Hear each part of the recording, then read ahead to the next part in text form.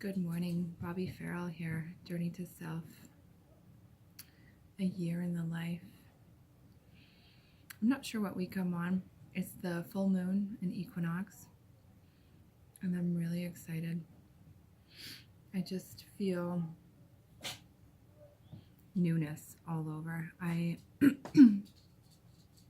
wanted to intentionally mark this day with my children in a meaningful way, so I snuck into their rooms this morning and woke them up early and told them to just get their robes, and we were headed out, and I had blankets and stuff so that we wouldn't be cold, and it's actually been blissfully warm in a way that it hasn't been around here for a really long time. So we crept out to a country road between Lethbridge and Coaldale and sat and watched the sunrise and the moon set. So I could see the sun rising in front of me, and I could see the moon fading in my mirrors, and it just felt so magical and so right. And we took a moment and talked about new beginnings and setting intentions and letting go of old ways of being, and just what we really wanted moving forward in our own lives. And it felt new, it felt different, it felt like a meaningful way to mark a literal new beginning. So we've been talking about how we've been feeling pretty stagnant in our schooling routine, and just kind of in our lives in general. We haven't really been doing much or going anywhere, and it's really just not feeding our soul. So it was a really meaningful connection on how we wanted that to change. And yeah, it felt like a new adventure to mark a new way of being. Yeah. My Journey to Self check-ins have gotten kind of tangled up in my regular check-ins. I'm part of the magical, spiritual, sensual self journey right now. And it's been such a blessing co-creating it and living it and being it. Has really weaved its way into my existence in ways that I didn't even consider. Pleasure having come up in that very first week and has played an integral part of my existence in making sure that my choices in my life are pleasing to me. And it seems radical, something so simple, and it should just be like a way of life, but it wasn't. And realizing that pleasure had fallen to the wayside, and very deliciously taking that back for myself and choosing pleasure over my to-do list in big giant ways, and in things as simple as having a bubble bath in the middle of the day, waking my kids up early, and actually being free with our life of freedom. Because that was one of my realizations too, is I live this life of freedom. I don't have a schedule per se, or anyone else's to-do list to live by, but the lack of freedom I live with is frightening in that regard. And so just recognizing that I do want to just take off and go play for the day wherever I feel called to do that. And I'm not sure when exactly I thought I had to stop doing that, or maybe the reality is I never did do it. I went from being a mom with a kid in school and those schedules to like a new mom and all the schedules we superimpose on ourselves as mothers. So yeah, just really kind of dabbling in the world of magical creation, and that feels really good. What else? Where else? The call to activity. So part of my plan for my 38th year was to move my body more and kind of incorporate spirituality with healthy living and exercise all at the same time, because historically speaking, I've like changed my eating habits, I've changed my exercise habit, I've like been really spiritual, but kind of like separately. So my intention moving forward for my 38th year was to kind of put all those things together. So taking stock of this 38th year with the knowledge that next month marks my halfway point, I haven't really been doing that in the ways in which I want to. So I have been doing that more this week, and I went and wandered the coulees, and the sun was so hot for the first time this year, and it just felt amazing. Yeah, and just really being present to it, and making sure I like put the to-do list aside. Like I was halfway through tearing apart the kitchen and reorganizing it with like spring in mind, because I wanted to make a window bench in the kitchen. And I was halfway through that when I wanted to walk. And so I went and I walked, and lo and behold, I came back and my mess was still there. It waited for me. So I finished that up, and the energy in there feels new and fresh and clean, and the windows were open, and yeah, just I'm really aware that the feeling inside of my body maps the feeling outside of my body. So sometimes when the seasons change, I don't feel that inside my body. And, you know, when we're called into darkness, sometimes I'm still like doing and getting stuff done, and I feel really jazzed. And then I'm like, oh, but, you know, it's snowy and cold, and I should just be like quiet. I feel completely mapped to my external world, and it feels really potent.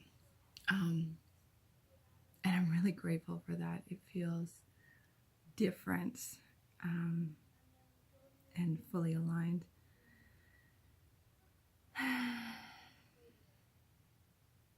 There was another piece.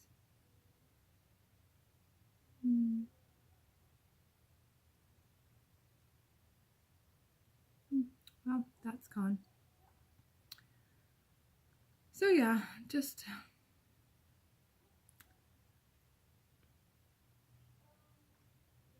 really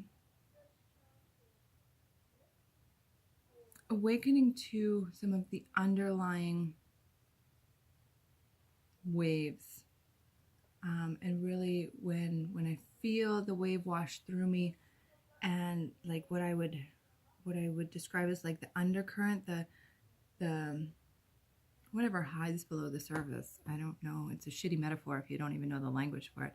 But noticing what gets stirred up in the waves of my life, and really just kind of sitting there and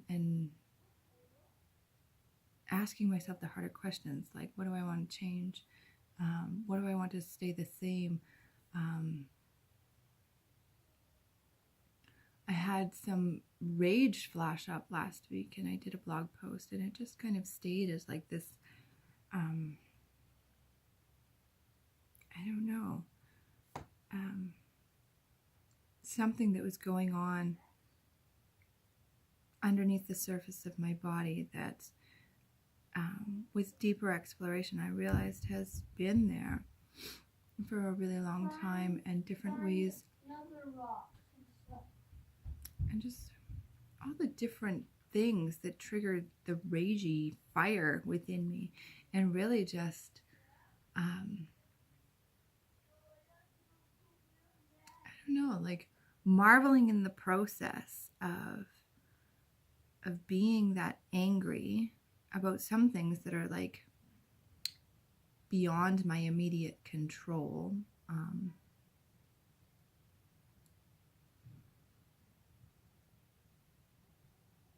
And just being present to the rage, being okay feeling that fiery. And yeah, I'm not sure where I'm going with that, but it's an undercurrent of what's moving through me right now, and I find it fascinating. As a person who stays extremely present, I like to think, to my internal and my external world, I find myself amazed at the spaces and places where you recognize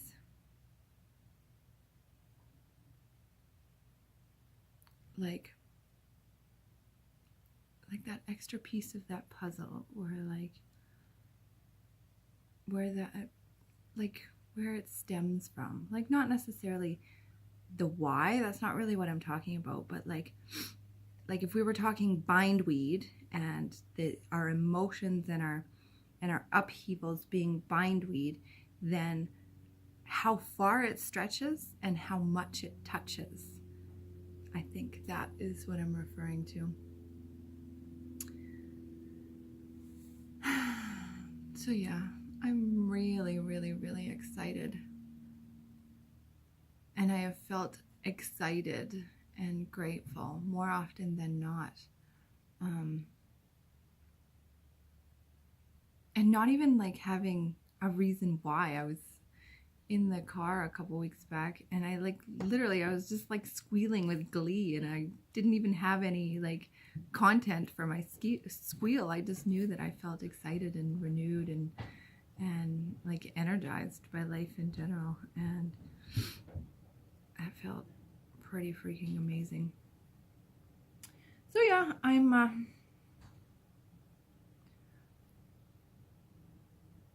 if I had to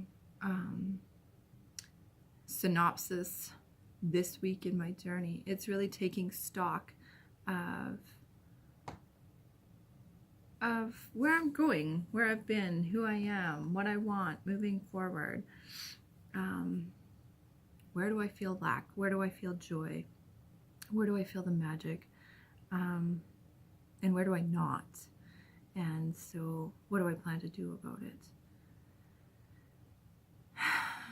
And the intentions I set today are to move forward with loving kindness and loving kindness in my voice.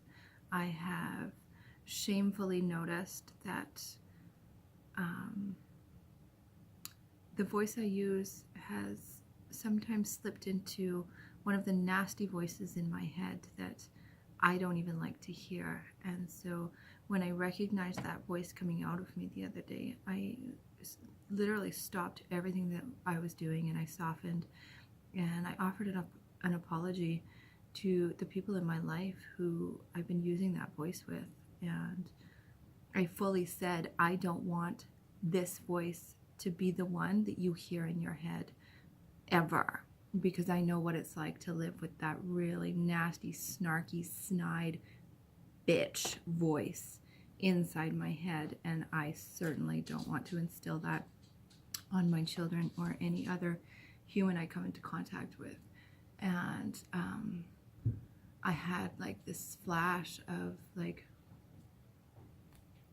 the word integrity came out, like what are you doing, Bob?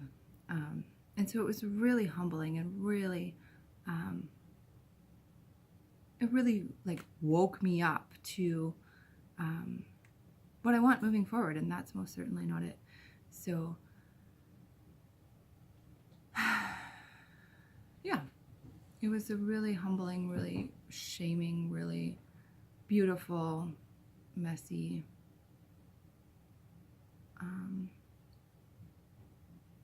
reminder of what I want for myself and my children. And another one of my intentions was to live with adventure and freedom.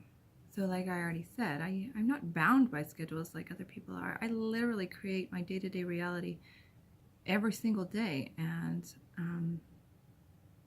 I want more adventure. I want more laughter and joy and freedom. We're not bound to this house. We can do anything anywhere. And the recognition that somehow when I got married, I stopped going places, and I don't choose that for myself. I want to go where I want to and do different things and enjoy the freedom in that.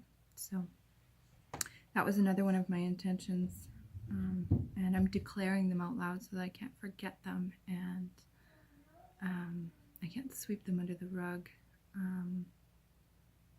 I also wrote them in my journal just in case you're keeping tabs on me, keeping tabs on me. So yeah, it is a beautiful, sunny, warm, full moon equinox. I'm hosting a red tent tonight, and I'm super excited to sit in circle with a bunch of magical humans and just be. I'm going to go out and enjoy the sunshine because the coulees feed my soul and the sunshine feeds my soul and warms my heart. So enjoy this beautiful day, and I'd love to hear how you're spending it, or a special moment, or maybe you didn't even know and now that you realized you're gonna do something that you're gonna tell me about. So